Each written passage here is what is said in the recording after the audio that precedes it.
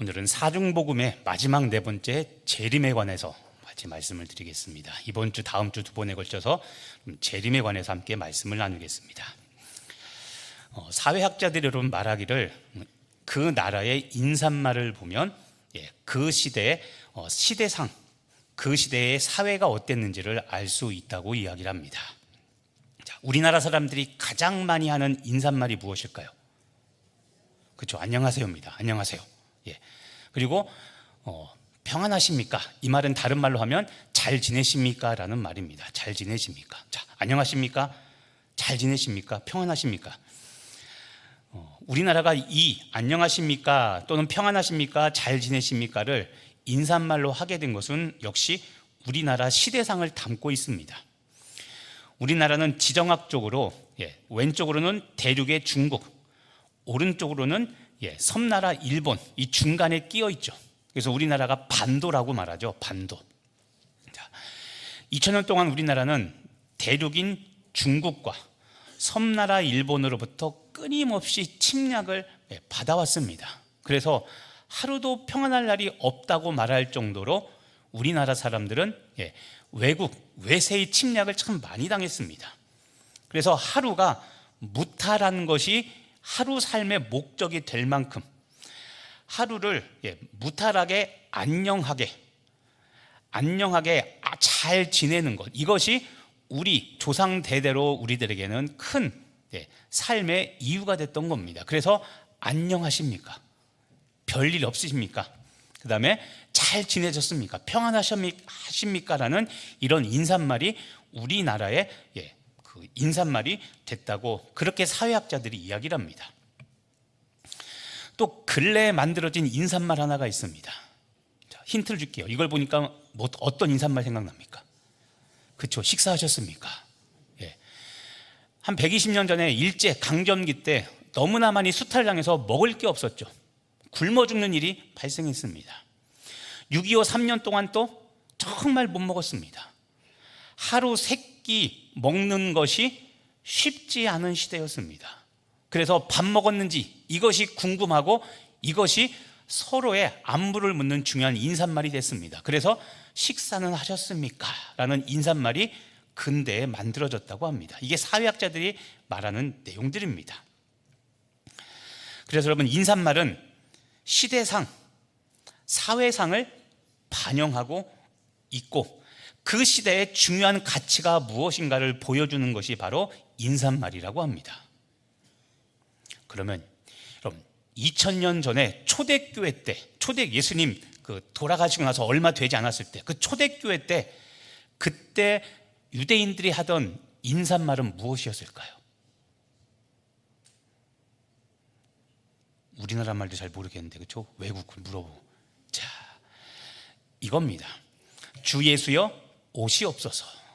요한계시록 22장 20절에 있는 말씀인데요, 이 중에 주 예수여 오시옵소서라는 이 말을 우리가 네 글자로 마라나타라고 말합니다. 마라나타.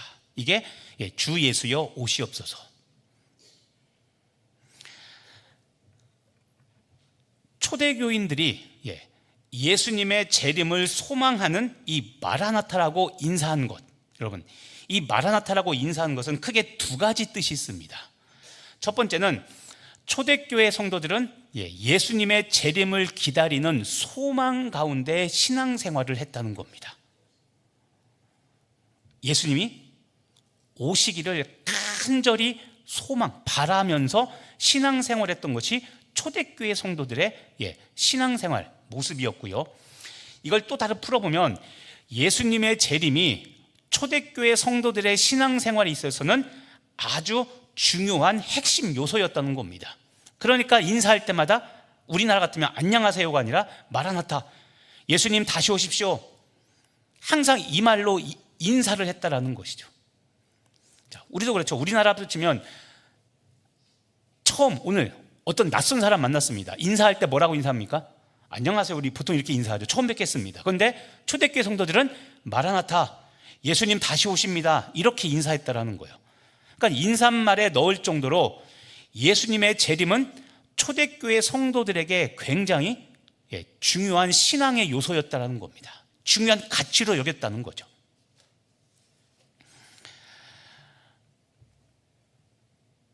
마라나타. 자, 예수님 오십시오라는 이 말인데 인사할 때는 예수님께서 다시 오십니다라는 권고형의 내용으로 바뀌게 되죠. 그럼 여러분 보십시오. 예수님께서 다시 오십니다라는 이 말 안에는 어떤 의미가 들어있냐면, 예수님 다시 오시니까 정신 차리고 똑바로 살라는 의미가 그 안에 들어있는 겁니다. 자, 예수님이 다시 오십니다. 이제 오늘 설명할 겁니다. 왜 다시 오시냐면, 자, 처음 오신 게 아니라 두 번째 재림하십니다. 두 번째 오실 때는 왜 오시냐면 심판하러 오십니다.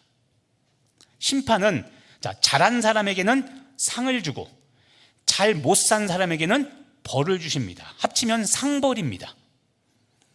그러니까는, 자, 마라나타, 예수님 다시 오십니다, 이 말은 당신 지금 예수님 오셨을 때 상 받도록, 칭찬받도록 당신 지금 똑바로 살고 있습니까? 라는, 자, 영적 경각심을 일으키는 말, 인사말이 바로 이 마라나타였던 겁니다.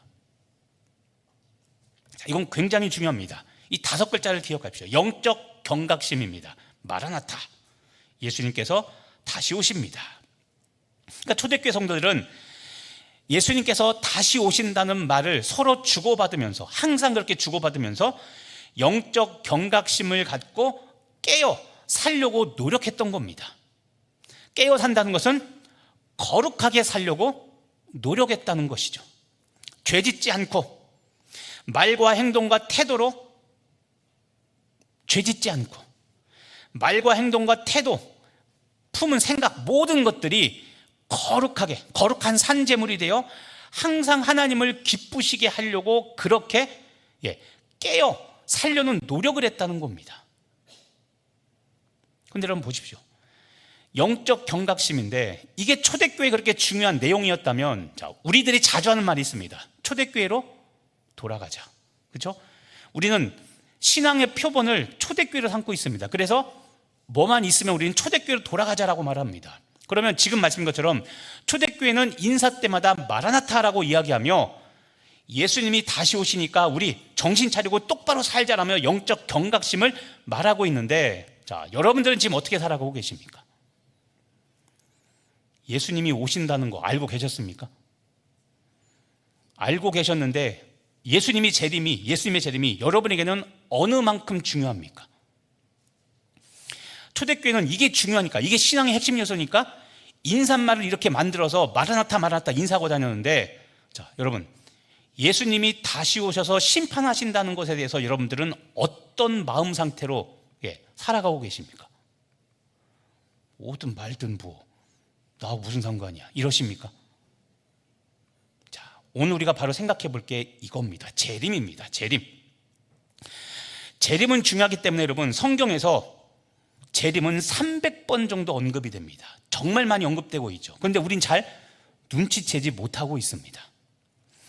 자, 대표적인 말씀들을 보면 마태복음 25장 31절에 인자, 예수님이죠.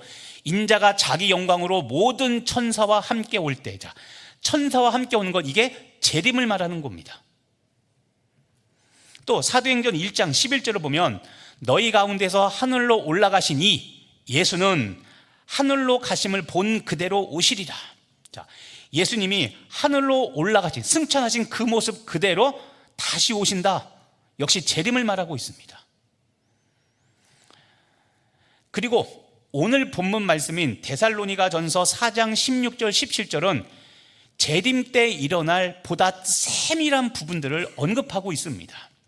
자, 오늘 말씀을 한번 보시면요, 자, 예수님께서 재림하실 때 이런 현상이 먼저 나타납니다. 사전 징후가 있는데요, 보십시오. 주께서 호령과 천사장의 소리와 하나님의 나팔 소리로 하늘로부터, 친히 하늘로부터 강림, 자, 하늘로부터 임하십니다. 자, 예수님께서 하늘로부터 재림, 강림하시는데 사전 징후가 무엇이냐면 호령입니다. 호령. 자, 부르는 명령입니다.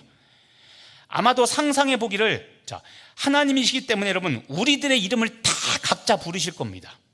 예를 들어 하나님은 기원아 하는데 기원하로 드는 게 아니라 여러분의 각자, 하나님은 전능의 하나님이기 때문에 여러분의 이름 각자 이름을 다 부르실 겁니다. 하늘로부터. 여러분 잘 깨어 있어야 됩니다. 갑자기 하늘로부터 내 이름이 불려지는 소리가 들리면 그때가 무슨 때입니까? 예수님이 재림하시는 때입니다.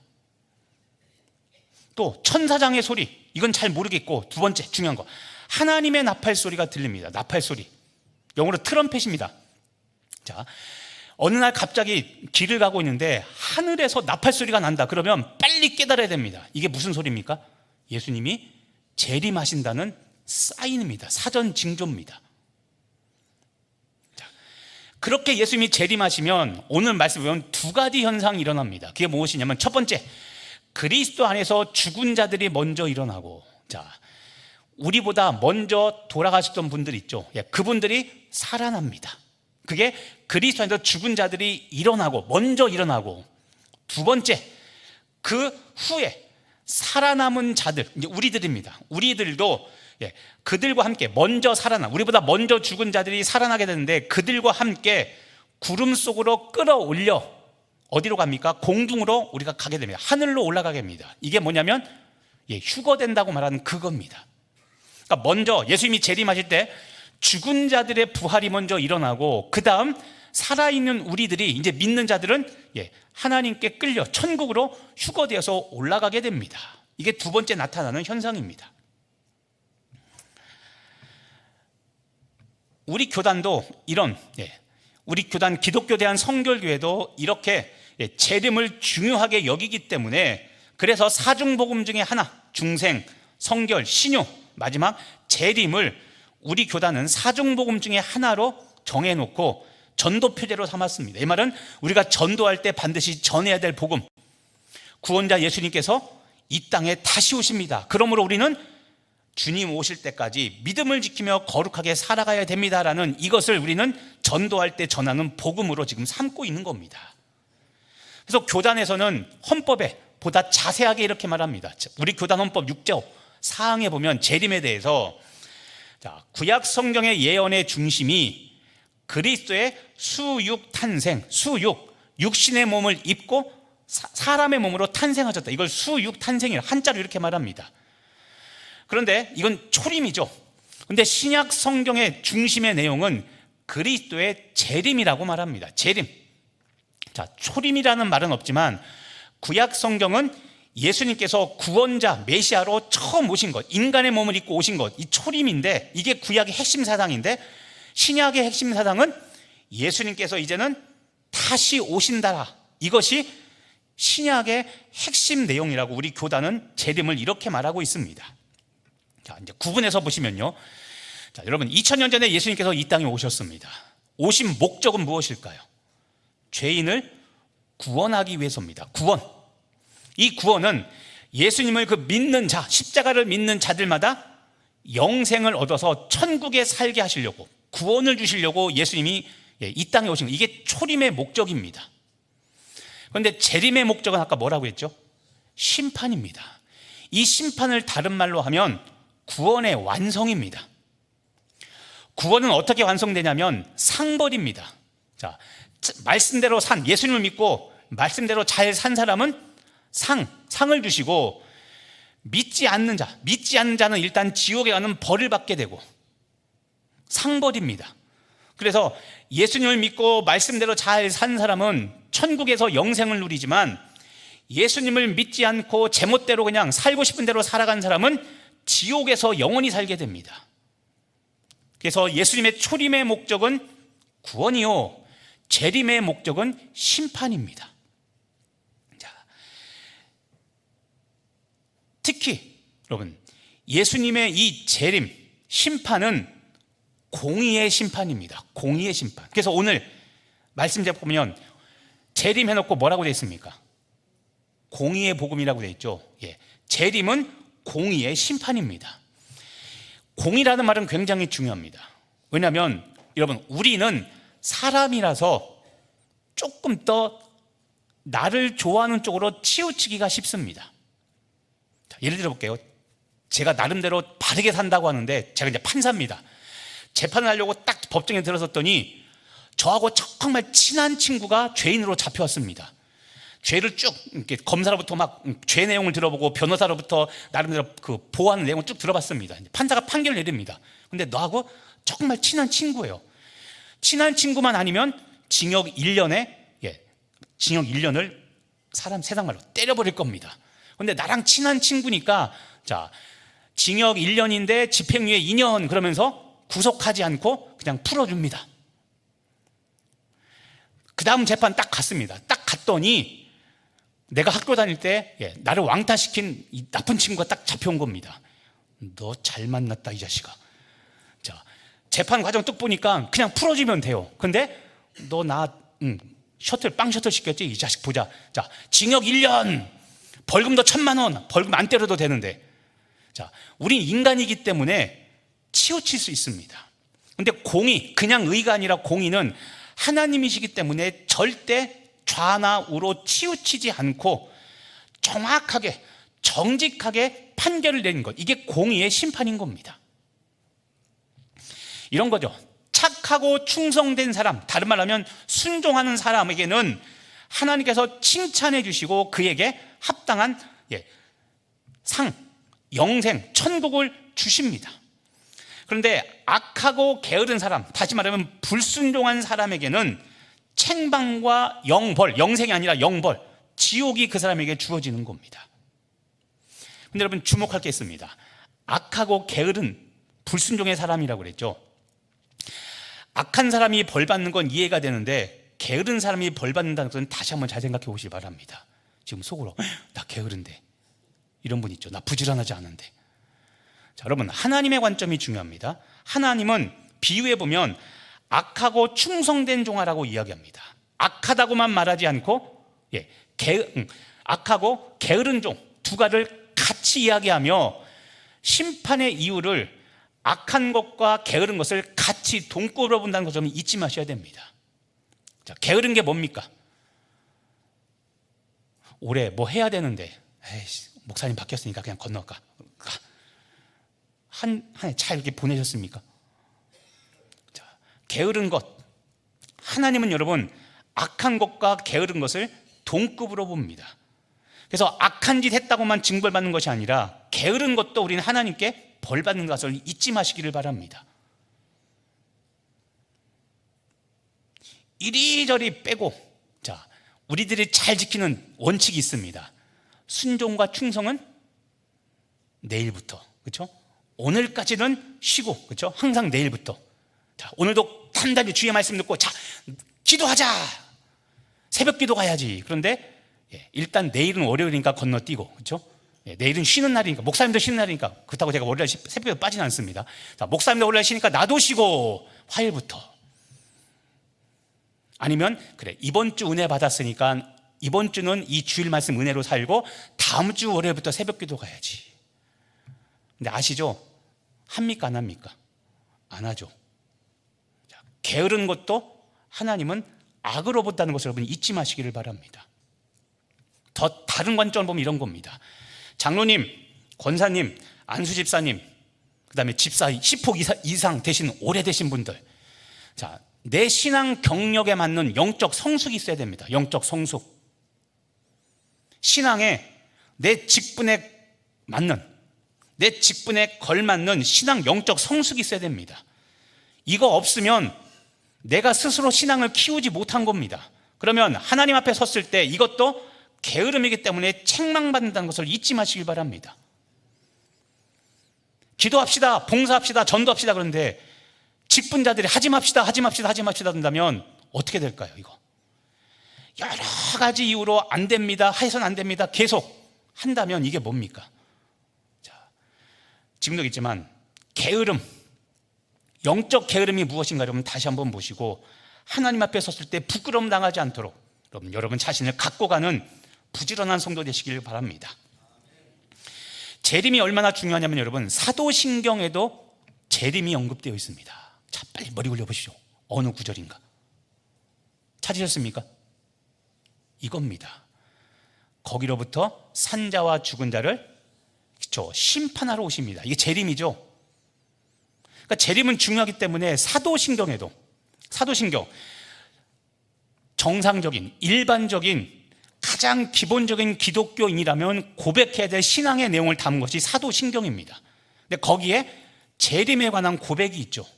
그러니까 재림은 중요합니다. 자, 그래서 오늘은 여러분, 이 예수님이 재림이 이루어질 때 다음과 같은 네 가지가 일어난다는 것을 여러분 잊지 마시길 바랍니다. 이것을 기억하시길 바랍니다. 자, 예수님이 재림하실 때 첫 번째 우리에게 어떤 일이 일어나냐면 우리는 질병과 사망에서 완전히 해방됩니다. 지금도 보면 병이 있으신 분이 있습니다. 고질병, 선천적인 질병도 있고 후천적으로 얻게 된 질병도 있고 유전적으로 얻게 된 질병도 있죠. 고혈압, 당뇨, 고지혈증 이런 것들이 있죠. 유전적인 질병들. 자, 질병과 사망으로부터 예수님이 재림하시면 우리는 완전히 해방됩니다. 자, 지금도 잠시 후 예배 끝나고 식사하시고서 드실 약 주머니에 넣고 계신 분들 있죠. 그렇죠? 예. 자, 질병으로부터 자유롭지 못합니다. 그런데 예수님이 오시면 우리는 변화됩니다. 어떻게 변화되느냐? 자, 고린도전서 15장 51절과 52절에 보면, 자, 아까 우리 본문 말씀과 비슷한 내용이 나옵니다. 마지막 나팔소리, 아까 얘기했죠. 하늘에서 나팔소리가 나면 그게 예수님께서 재림하신다는 신호라고 그랬죠. 마지막 나팔 순식간에 호련히 내가 변화됩니다. 여기서 변화된다는 것이 무엇이냐면 예수님이 재림하시면 이제 세상의 역사가 끝난 겁니다. 그래서 모든 것이 다 변화되는데 그 중에 하나가 우리 영혼과 몸, 특히 육체가 이제는 하나님이 만드신 온전한 육체로 변화됩니다. 그때는 갖고 있던 모든 질병이 다 사라지고 선천적인 질병도 없어지고 영혼에 있던 내 마음의 상처와 아픔도 다 사라지고 이제는 영혼과 육체 모두가 다 온전한 상태로 다 회복이 됩니다. 기쁨과 즐거움의 순간이죠. 그렇죠? 그래서 나팔 소리가 나매 죽은 자들이 썩지 않을 것으로 다시 살아나고, 아까 고린도서에 나오죠. 무덤에서 먼저 죽은 자들이 일어난다고 그랬죠. 예, 그것이 일어나고 그 다음에 우리도 변화되리라. 휴거될 때 우리 영혼과 육체도 온전한 상태로 변화됩니다. 이게 질병과 사망으로부터 해방된다는 이야기입니다. 자, 이 땅에 사는 동안 여러분 우리는 질병, 그 다음에 장애, 노화라는 이 육체의 한계를 경험하면서 우리는 고생하며 살고 있는데, 그러니까 오늘도 우리 어르신들 엘리베이터가 없어서 오실 때, 그렇죠? 또는 예배 끝나고 내려갈 때 무릎 아프고 허리 아픈데 겨우겨우 내려가시잖아요. 근데 주님 오시면 이제는 내가 10살, 15살, 16살 때처럼 그때 모습으로 우리가 변화된다는 것을 여러분 믿으시기를 바랍니다. 예수님이 재림하시면 육체의 질병과 사망의 한계, 죽음의 한계를 초월해서 우리는 온전한 구원을 받게 됩니다. 그러므로 여러분 이 재림의 소망을 가지고 살아가는 여러분 되길 간절히 바랍니다. 질병과 사망에서 해방된 육체를 마태복음 13장 43절에서는 해와 같이 빛나는 몸이라고 이야기하고, 로마서 8장 23절에서는 사탄과 죄의 저주에서 완전히 구속받은 몸이라고 말합니다. 자, 예수님이 재림하시면 우리의 육체가 해와 같이 빛나는 몸이 되고 사탄과 죄의 저주로부터 완전히 구원받아 온전한 육체로 변화되므로 여러분 예수님의 재림을 소망하는 여러분 되길 간절히 바랍니다. 두 번째로 예수님이 재림하시면 어떤 일이 벌어지냐면 공의의 심판이 이루어집니다. 아까도 얘기했습니다. 공의입니다. 그냥 심판이 아니라 공의의 심판입니다. 그래서 의인, 부족하나 주 말씀대로 순종하면서 살고자 했던 사람들은 영원한 상급을 받고, 죄인은 영원한 심판을 받으며 하나님의 사랑과 공의가 이제는 완성됩니다.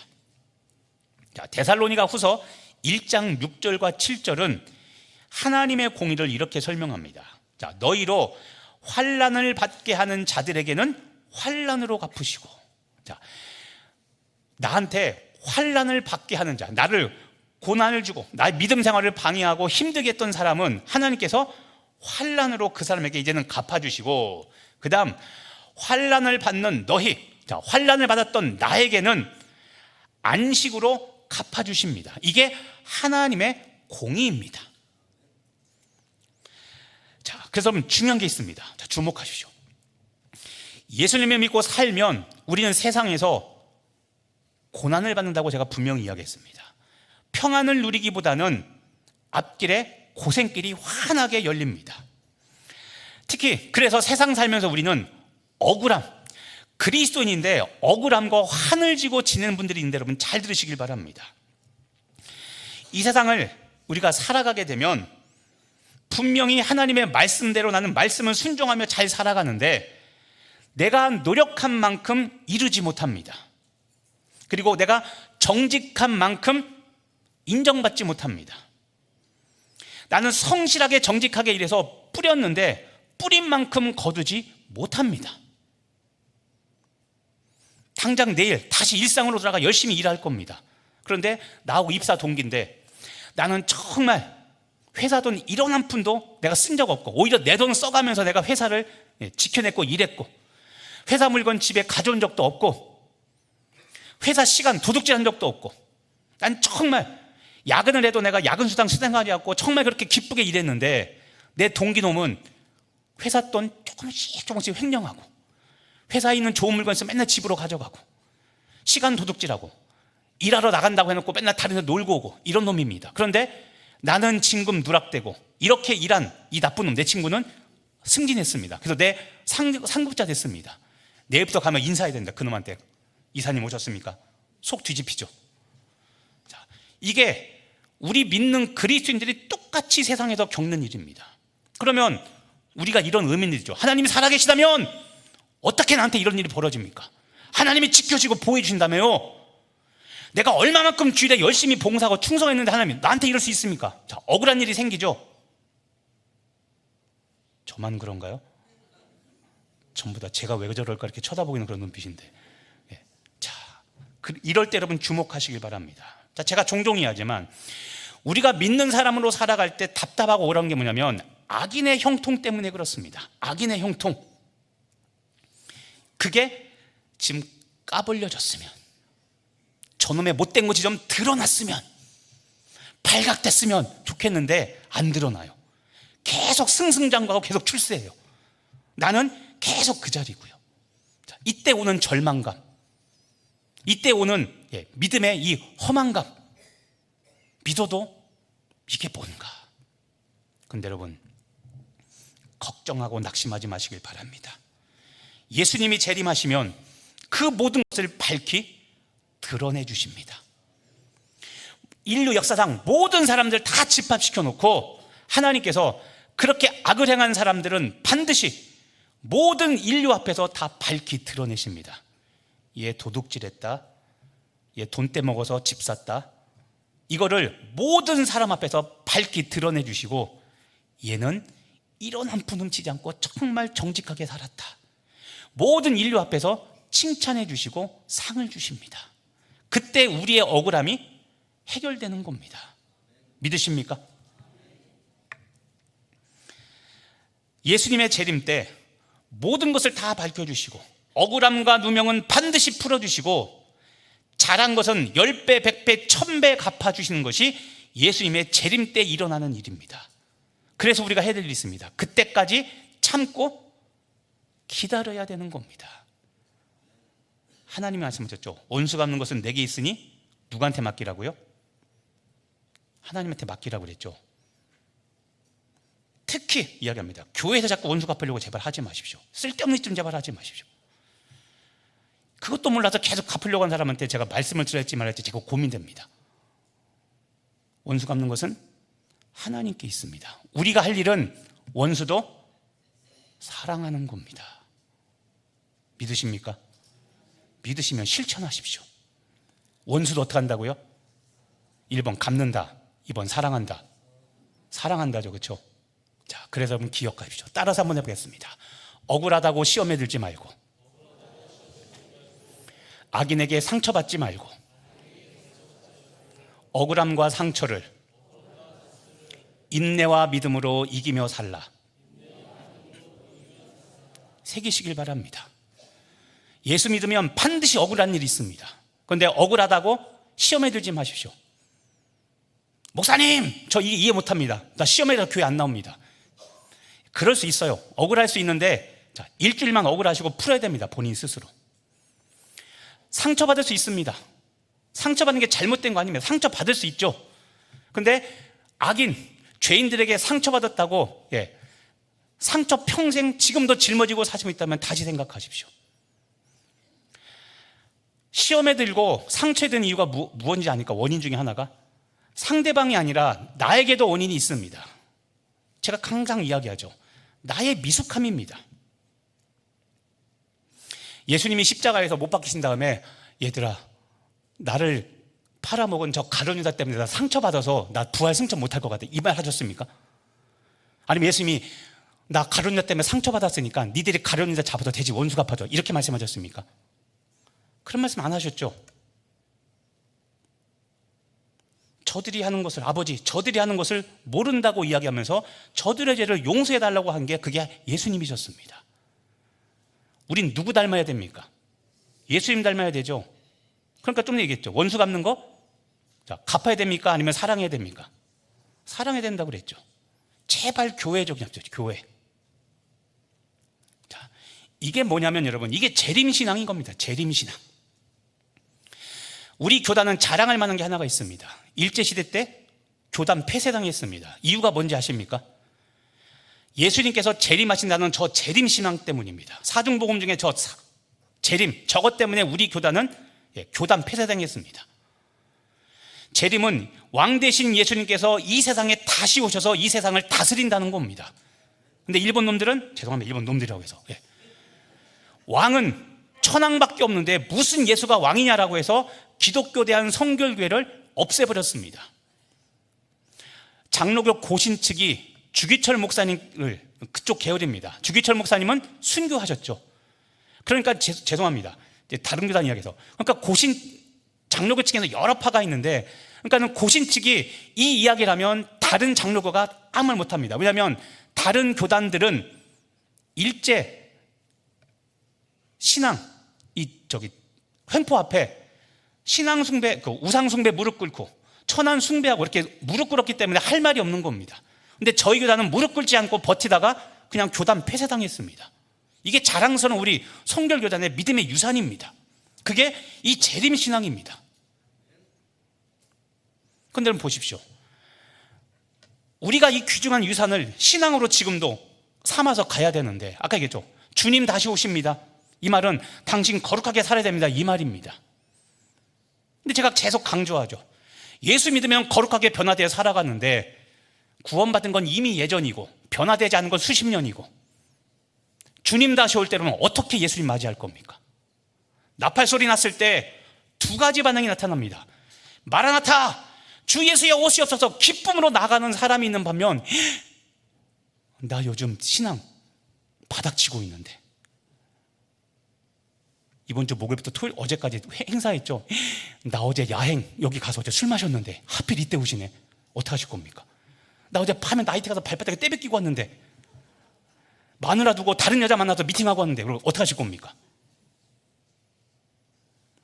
재림신앙은 현재를 돌아보게 하는 여러분 치료약입니다. 근데 우리는 이걸 망각하고 살죠. 그러니까 내 영혼이 내팽개치든 내가 지금 시험에 들어서 10년 20년 썩든 상처받았다고 계속 남 탓하면서 지금 내 모습 이거 저 인간 때문에 저 인간 때문이야 탓하고 살다가 어느 날 갑자기 주님 오시면 그럼 뭐라고 말씀하고 그 주님 얼굴 어떻게 뵙겠습니까? 이게 재림신앙입니다. 죄악은 끊고 육신의 정욕은 싸워서 이기고 항상 이야기하죠. 또 죄 때문에 쓰러졌으면 99번 넘어졌으면 100번째는 일어나서 다시 십자가를 향해서 달려가고 내가 싸워 이길 것은 이겨야죠. 그게 예수님의 십자가 아닙니까? 근데 무능력하게 안 돼요. 해봐도 안 돼요. 예수님의 죽음을 왜 헛되게 하십니까, 여러분? 예수님이 재림하시면 세 번째, 마귀는 멸망당합니다. 자, 계시록 20장 10절에 보면 마지막 예수님이 재림하셨을 때 마귀의 모습이 기록되어 있습니다. 자, 계시록 20장 10절에 보면 또 저희를 미혹하는 마귀가 불과 유황못에 던지우니 거기는 짐승과 거짓 선지자들도 있어 세세토록 밤낮 괴로움을 받으리라. 자, 예수님이 재림하시면 마귀가 불과 유황못, 이게 바로 지옥입니다. 자, 불과 유황못에 마귀가 이제는 거기에 가서 세세토록 영원입니다. 영원히 밤낮 괴로움을 받게 됩니다. 마귀가 이제는 사라집니다. 십자가 이후에 공중권세 잡은 폐잔병들이 지금 이 세상에 남아 있습니다. 예수님이 이기셨는데, 못 이긴 게 아니라 이기셨는데, 폐잔병들이 지금 남아서 우리 사람들을 미혹합니다. 미혹의 목적은 한 명이라도 천국에 가지 못하도록, 지옥에 가도록 자꾸 우리들을 시험에 들게 만드는 겁니다. 그래서 아까도 얘기했지만 시험 제발 조심하고 상처 조심하고, 주님 오실 날 얼마 안 남았습니다. 여러분, 죄송하지만 시험 들었다, 상처받았다, 사치입니다. 사치. 그럴 때가 어디 있습니까? 시험 들을 때가 어디 있고, 상처받아 지금 내 영혼이 골방에 있을 때가 언제, 그런 시간이 어디 있습니까? 주님의 때가 가까웠기 때문에 나가서 한 명이라도 우리가 복음을 전해 살려야 되고, 사역을 통해 낙심한 영혼 끌어당겨야 되는데, 나도 상처받았어요, 나도 시험에 들었어요. 중직자가 그러고 있다면 여러분 정말 우리 정신 차려야 됩니다. 그래서 아까 얘기했죠, 영적 경각심을 가져야 되는 겁니다.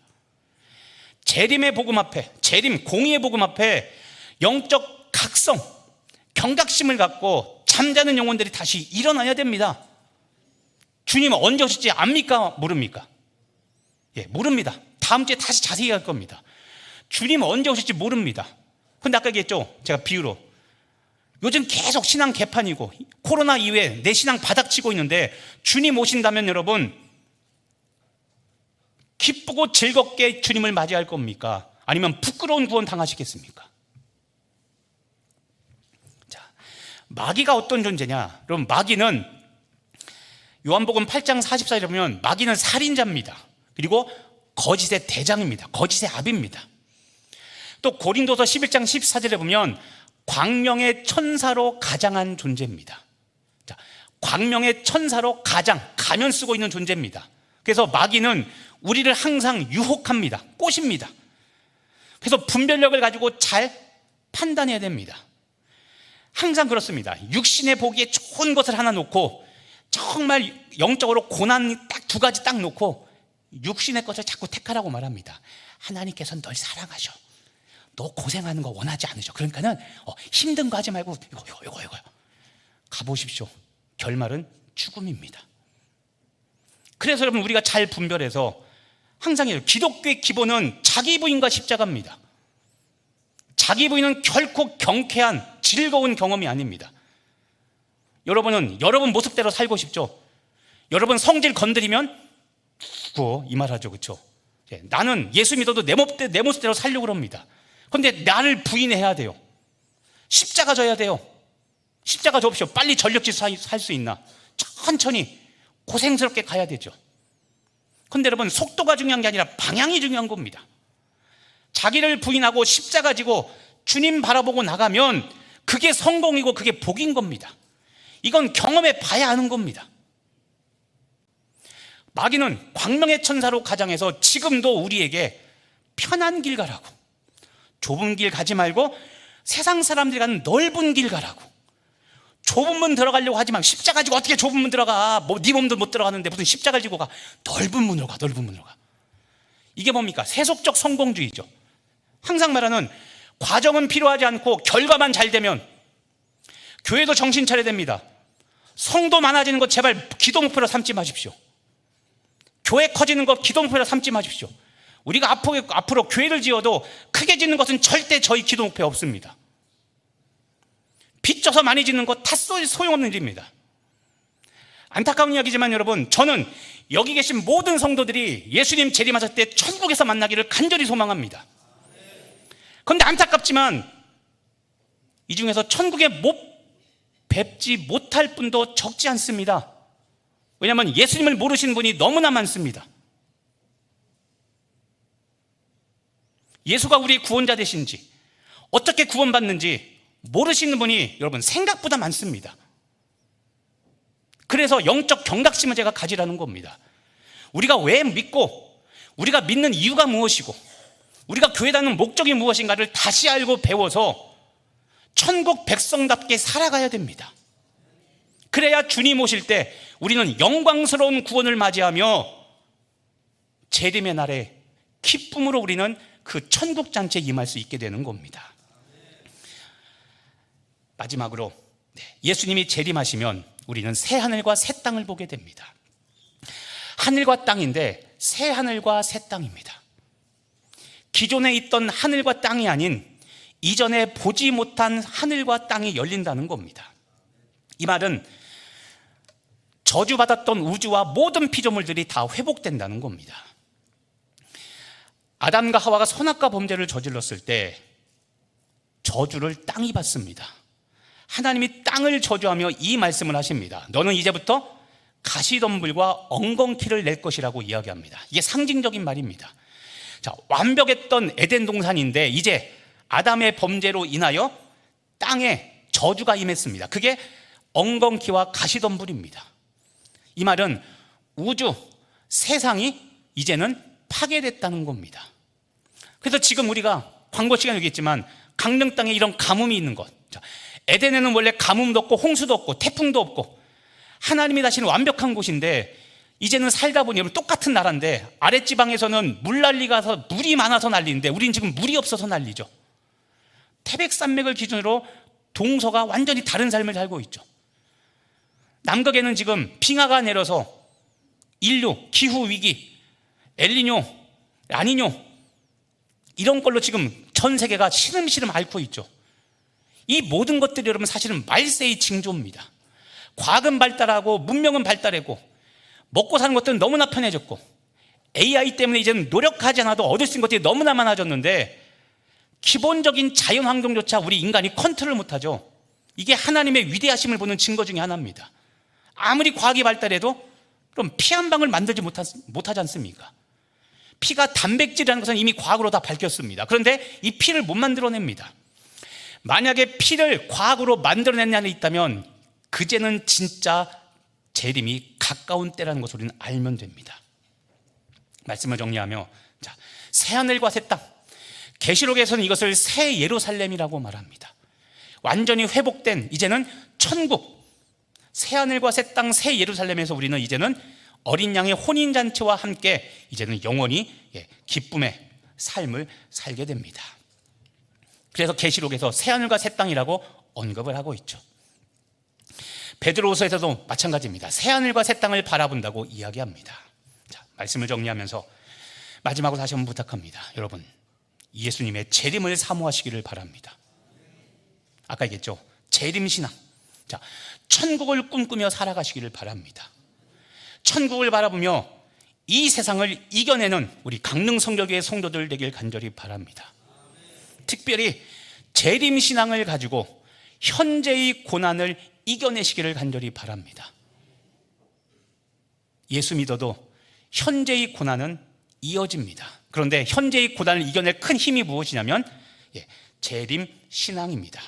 하나님은 재림을 소망하는 사람에게 현재의 고난을 이겨낼 힘을 주시고 하나님은 재림 소망을 가지고 사는 사람들에게 고난 속에서도 사역할 수 있는 용기와 지혜와 능력을 주실 줄로 믿고 재림신앙 가운데 현재의 고난을 이겨내시는 우리 믿음의 성도 되시기를 예수님의 이름으로 축복하며 기도합니다.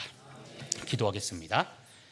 하나님, 공의의 심판이 있을 줄 믿고 오늘도 하나님 재림신앙을 가지고 현재의 고난을 넉넉히 이겨내는 우리 강릉 성결교회 성도들 교회되게 하여 주시옵소서. 영광스러운 날이 임할 줄 믿고 감사드리며 예수님의 이름으로 기도합니다.